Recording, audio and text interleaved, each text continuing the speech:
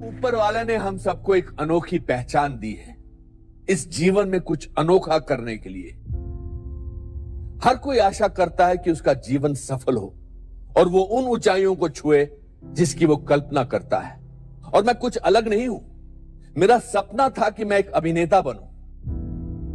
हम सपनों की दुनिया में जीते हैं, लेकिन मेरा मानना है कि अपने सपनों को सच करने का सबसे अच्छा तरीका है कि आप जाग जाओ। कहते हैं dreams are just a reflection of your desires.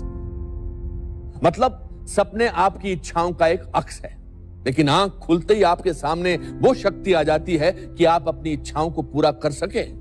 और ये शक्ति ऊपर वाले ने सबको बराबर दी है। फर्क सिर्फ इतना है कि मुट्ठी भर लोग ही इस बात को समझ पाते हैं और बाकी निराशाजनक जिंदगी बिताते हैं। पर ऐसा क्यों है? क्योंकि लोगों का लाइफ में नजरिया बहुत निराशावादी यानी पेसिमिस्टिक हो गया है।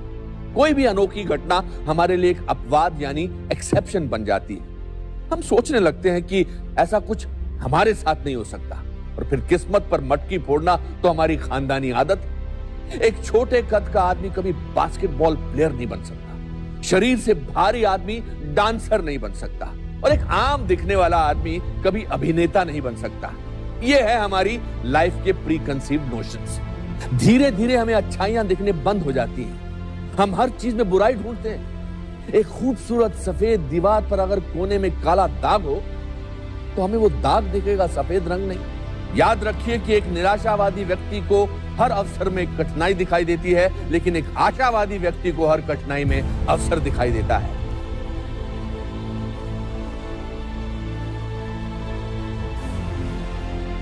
आपकी सबसे बड़ी खासियत आप खुद हैं। The best thing about you is you। इसलिए असंभव के लिए तैयार रहिए। याद रखिए कि आपके सपने किसी चमत्कार से नहीं, बल्कि निश्चय भाव और संघर्ष से पूरे होते हैं।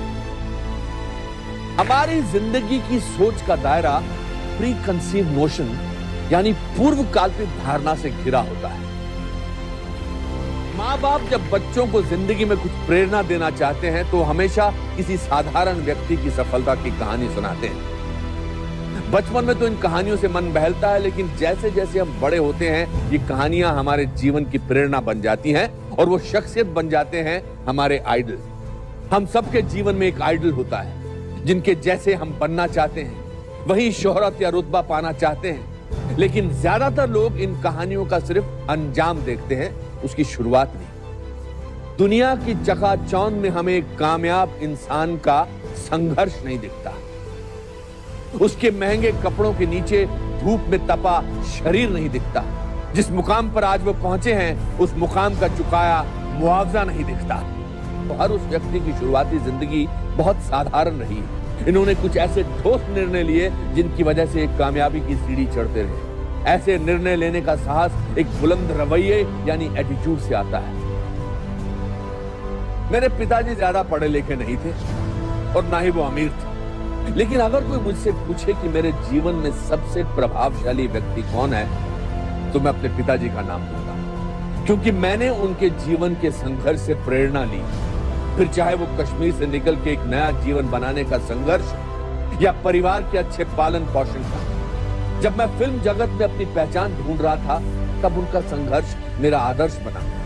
अपने संघर्ष की तकलीफ को जब मैं अपने पिताजी के संघर्ष से तोलता हूं तो मुझे अपनी परेशानी बहुत हल्की लगती है। जीवन में हार ही इंसान की सबसे बड़ी सीख है, क्योंकि हार के बाद ही आप जीतने का मतलब समझते हैं। इस बात से मुझे great scientist Thomas Alva Edison का एक वाक्य याद आता है। जब वो बार बार इलेक्ट्रिक बल्ब बनाने में नाकाम हो रहे थे तो उनसे किसी ने कहा, क्या आप अपनी नाकामयाबी से शर्मिंदा नहीं? तो उसके जवाब में उन्होंने कुछ इस अंदाज से कहा, I have not failed. I have found 10,000 ways that won't work. ये है परसिस्टेंस का नतीजा, जिसने नाकामयाबी की परिभाषा ही बदल दी। और फिर वही हुआ जो होना था। एडिसन साहब ने दुनिया का पहला इलेक्ट्रिक बल्ब बनाया और अंधेरे को हमेशा के लिए खत्म कर दिया।